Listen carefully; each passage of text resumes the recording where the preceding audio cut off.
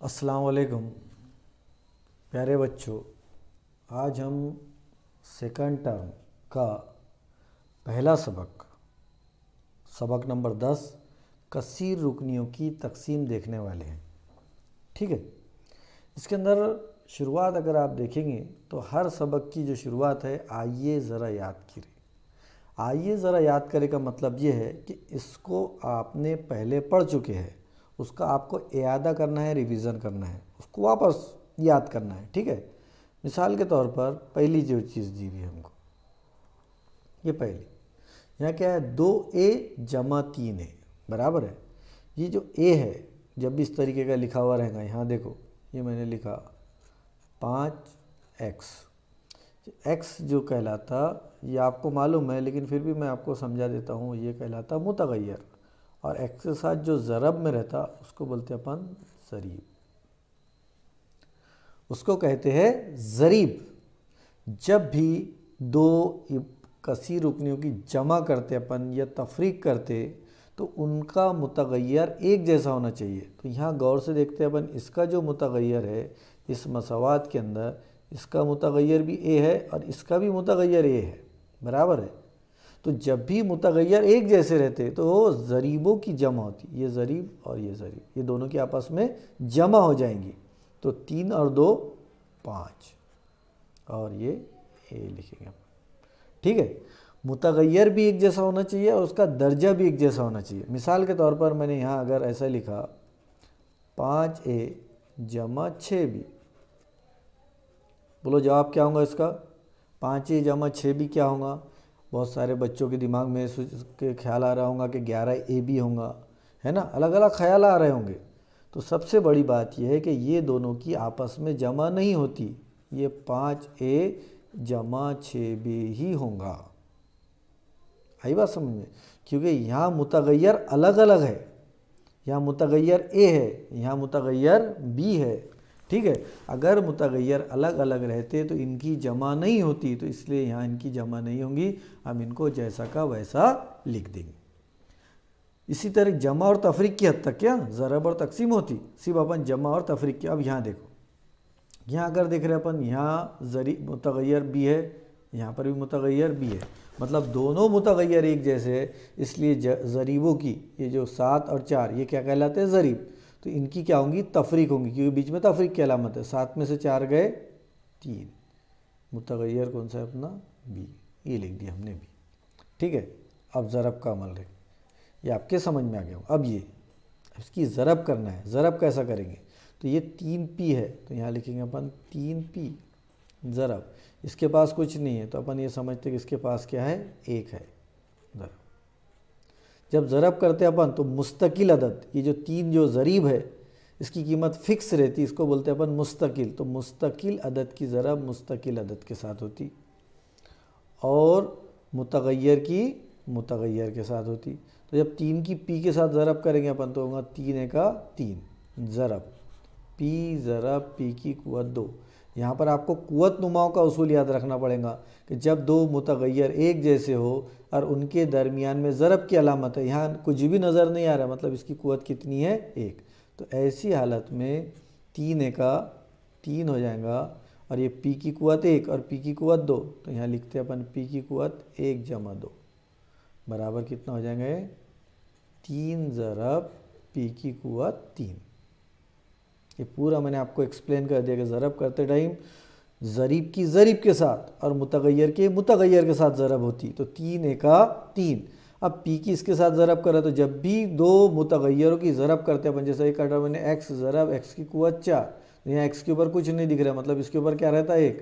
तो जब भी ज़रब की अलामत आई दो के दरमियान तो इनकी कुव्वतों की सीधी सीधी जमा हो जाएंगी, 1 जमा 4 बराबर लिखेंगे अपन x की कुव्वत 5।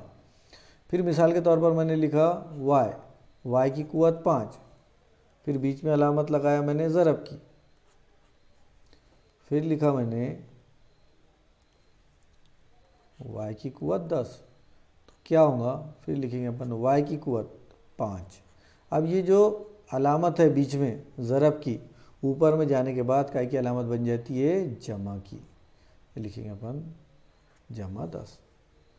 तब अपन लिखेंगे ये हो जाएगा y की कुव्वत 10 और 5 15। इस तरीके से ये उसूल आप लोगों को याद रखना है। अगर ये समझ में आ गया आपके तो सब समझ में आ गया, ये नहीं समझ में आया तो फिर ये पूरा का पूरा चैप्टर आपके समझ में नहीं आएगा। ठीक है, तो जब भी कोई भी सवाल हल कर रहे हैं तो उसकी बुनियाद हमको मालूम होना चाहिए, और एक बार हमको बुनियाद मालूम हो गई तो वो सबक हल करना हमारे लिए निहायत आसान है। ठीक है, चलो आइए फिर अपन शुरू करते हैं। ये चीज़ आपके समझ में आ गई होंगी, और जो जो भी चीज़ आपको नई एक्स्ट्रा दिख रही है उसको लिखते चलो। अगर आप लिखेंगे तो ही समझ में आएगा, वरना आपके समझ में आने वाला नहीं है। ये यहाँ पर भी वैसे लिखेंगे अपन, 3 एका 3, और ये पी की कुव्वत 1, कुव्वतों की जमा हो जाएंगी, 1 और 2 3, तो फिर लिखेंगे अपन पी की कुव्वत 3। यहाँ पर भी देखो ये 5 है और ये 3 है, तो अब मैंने अभी थोड़ी देर पहले बोला आपको कि ज़रीबों की ज़रब होगी, लिखेंगे अपन 5 ज़रब 3, कुव्वत इसकी 2 है, इसकी 2 है, तो अपन लिखेंगे m की कुव्वत, क्या लिखेंगे 2 जमा 2। ठीक है, फिर लिखेंगे अपन 5 तिया 15, m की कुव्वत कितनी हो जाएंगी, ये हो जाएंगी 2 और 2 4, तो यहाँ पर लिखेंगे अपन 5 तिया 15, m की कुव्वत 4। जब भी अपन ज़रब करते तो ये कुव्वतों की आपस में क्या हो जाती, जमा हो जाती, 2 और 2 4। और जब भी अपन इनकी तकसीम करते तो कुव्वतों की आपस में तफरीक होती, कुव्वतों की आपस में क्या होती, तफरीक होती। ठीक है, ये आपके अच्छे से समझ में आ गया होगा। चलो आगे का देखते, लिखते चलो, साथ साथ में लिखेंगे तो ही आपके ये समझ में आएगा, वरना समझ में आने वाला नहीं है। ठीक है, अब आगे बढ़ते हैं अपन।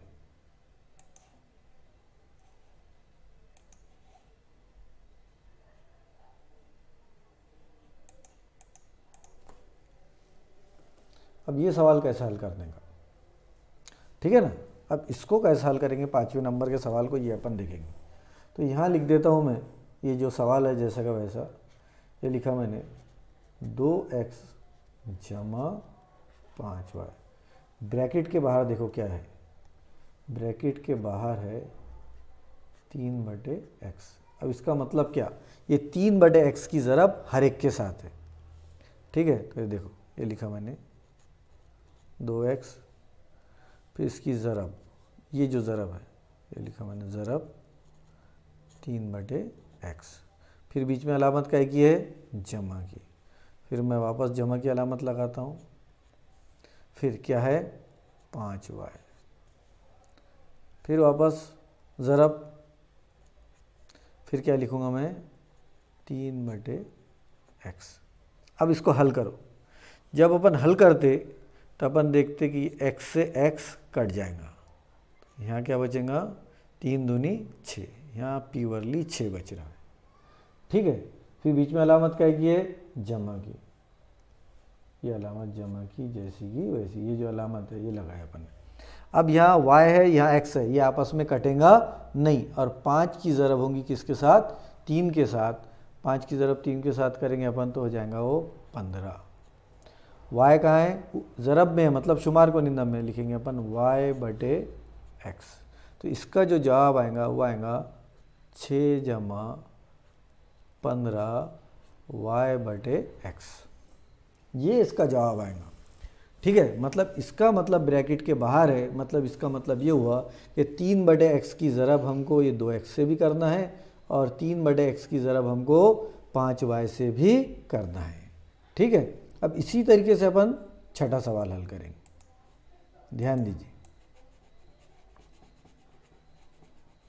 इसको लिखते जाना है डिटेल में, हाँ मैं आपको डिटेल में इसलिए लिखवा रहा हूँ ताकि आपको समझ में आ जाए, ताकि उस टाइप का कोई भी सवाल आए तो आप आसानी से उसको फिर हल कर सके। ये लिखे अपन ने, पहला ब्रैकेट लिखे अपन ने 3x की कुव्वत 2 जमा 4y, बीच में अलामत क्या की है, ज़रब की, ये लिखे अपन ने अलामत ज़रब की। दूसरा ब्रैकेट देखिए 2x जमा 3y, ये लिखे अपन ने 2x जमा 3y।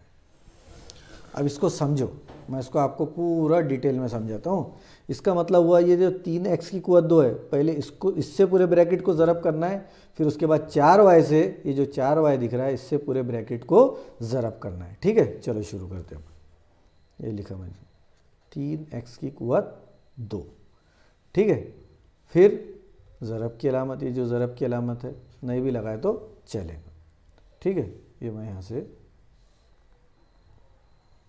यहाँ पर ब्रैकेट बंद कर देता हूँ, ज़्यादा बड़ा हो जाएगा, इसको थोड़ा सा छोटा कर देता हूँ। ठीक है, ये लिखा मैंने 2x जमा 3y, फिर ब्रैकेट बंद। मतलब क्या हुआ, 3x की कुवत 2 से, ये 3x की कुवत 2 से मैंने पूरे ब्रैकेट को ज़रब करा। अब उसके बाद की स्टेप में बीच में अलामत क्या की है, जमा की, जमा 4y। फिर अब ये 4y से मैं पूरे ब्रैकेट को वापस क्या करने वाला हूँ, ज़रब करने वाला हूँ। फिर लिखा मैंने 2x जमा 3y। चलो अब 3x से ज़रब करेंगे इसको। आपको मालूम है कुवत जब भी ज़रब करते तो मुस्तकिल अदद की मुस्तकिल अदद के साथ इसकी ज़रब करेंगे तो कितना, 3 दूनी 6, और यहाँ 1 और 1 है, 2 और 1 3, x की कुवत कितनी हो गई, 3। फिर अभी इसको इससे ज़रब करना है, 3 तिया जमा की अलामत है तो जमा की अलामत लिख दिया मैंने, 3 तिया 9, इसकी इसके साथ ज़रब करेंगे तो जैसा का वैसा लिखेंगे, x की कुवत 2y जमा। अब दूसरे ब्रैकेट की जो टर्म है मैं आपको अलग कलर से लिख के बताता हूँ। ये 4 दूनी, ये 4 दूनी 8 xy जमा ये, फिर इसी को मैं ज़रब कर रहा हूँ इससे, 4 तिया 12 y ज़रब y की कुवत 2। अब इसमें देखना है अपने को कि आपस में किसी की जमा वगैरह होती क्या। यहाँ दर्जा 3 है, यहाँ दर्जा 2 है, यहाँ दर्जा 1 है, मतलब हर एक के दर्जे अलग अलग है, मतलब इनकी आपस में और मज़ीद जमा नहीं होती। तो ये जवाब मैं इस यहाँ पर बॉक्स में लिख दूंगा। तो क्या है, बॉक्स छोटा सा है तो अपन बड़ा बॉक्स बनाएंगे जब हल करते टाइम। तो लिखेंगे अपन 6x की कुवत 3 जमा 9x की कुवत 2y जमा 8xy जमा 12y की कुवत 2।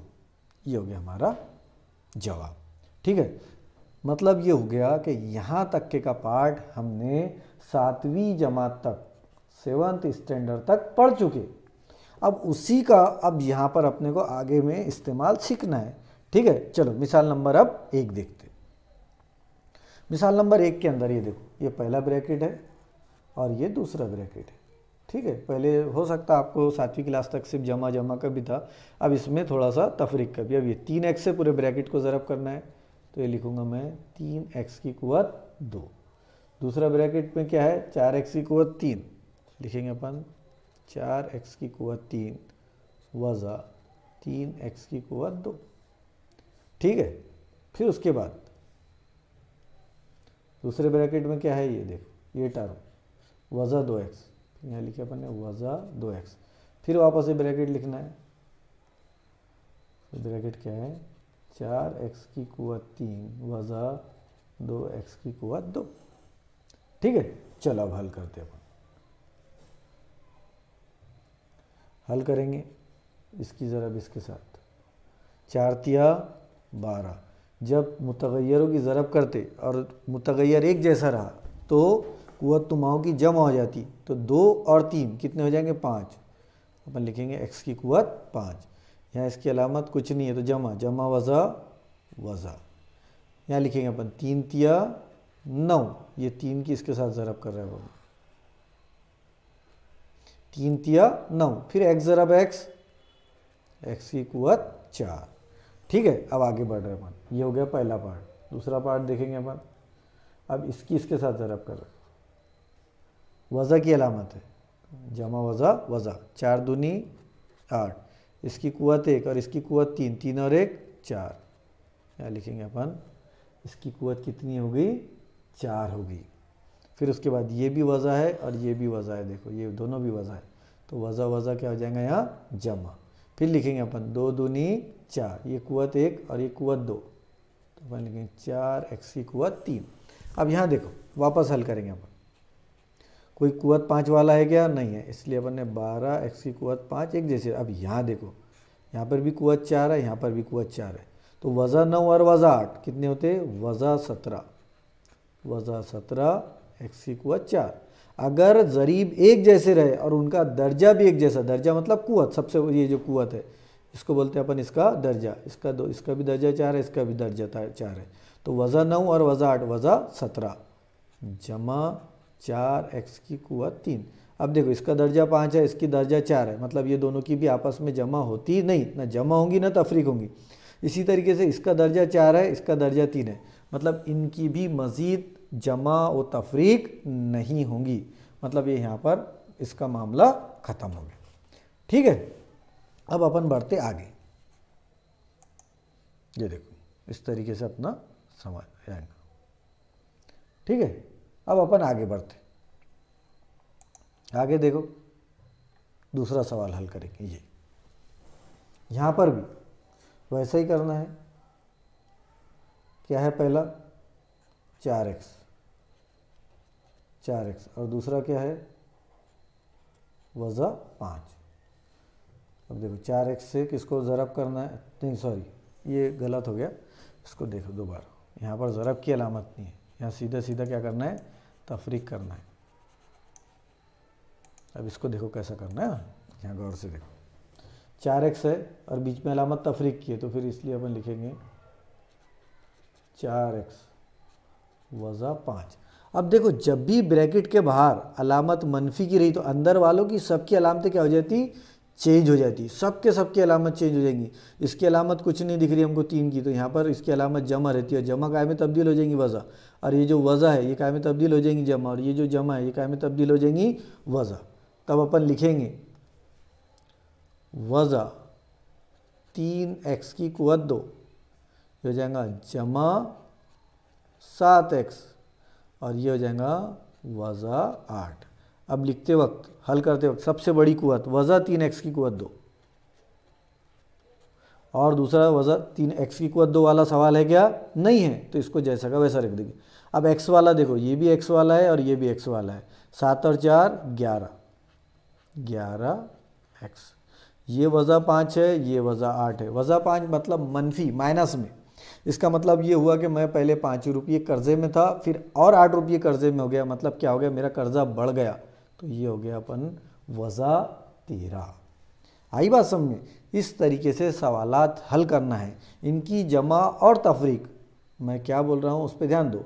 जमा और तफरीक करते वक्त इस बात का ख्याल में रखना है कि मुतगय्यर दोनों भी एक जैसे होना चाहिए, उनका दर्जा भी एक जैसा होना चाहिए। जैसे यहाँ पर 4x और 7x, मुतगय्यर यहाँ पर भी x था, यहाँ पर भी x था और यहाँ पर भी x था, इसलिए दोनों की जमा हुई, और साथ में इसकी कुवत भी एक है, इसकी कुवत भी एक है, लेकिन इसकी कुवत 2 है, यहाँ इसकी कुवत 2 है, मतलब इनकी आपस में जमा वज़ा होती नहीं। हाँ, इनकी आपस में जमा वज़ा हो सकती, इसलिए अपन ने लिखे 7 और 4 11x वज़ा 13। ठीक है, अब आगे बढ़ते, आगे लिखेंगे अपन कसी रुकनी का दर्जा। दर्जा यानी क्या? कसी रुकनी की सबसे बड़ी कुवत, जैसे मैंने लिखा यहाँ 5x की कुवत 5 जमा 10x जमा 16, ये लिखा मैंने। अब यहाँ सबसे बड़ी कुवत कितनी दिख रही मुझे? 5, और यहाँ कुवत कितनी है? तो ये जो सबसे बड़ी कुवत रहेंगी ये इसका कहलाएगा दर्जा, मतलब इसका दर्जा कितना हो गया?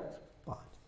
उसके बाद लिखा मैंने 5p जमा 20p की कुवत 9 जमा 16p की कुवत 8 जमा 27p की कुवत 3। अब यहाँ ये कसी रुकनी का दर्जा क्या? तो यहाँ देखेंगे अपन p की कुवत कितनी है? 1, यहाँ है 9, 9 से बड़ी कोई है क्या? नहीं, मतलब सबसे बड़ी कुवत कितनी हो गई? 9, तो इसका दर्जा क्या हो गया? फिर दर्जा बराबर हो गया 9।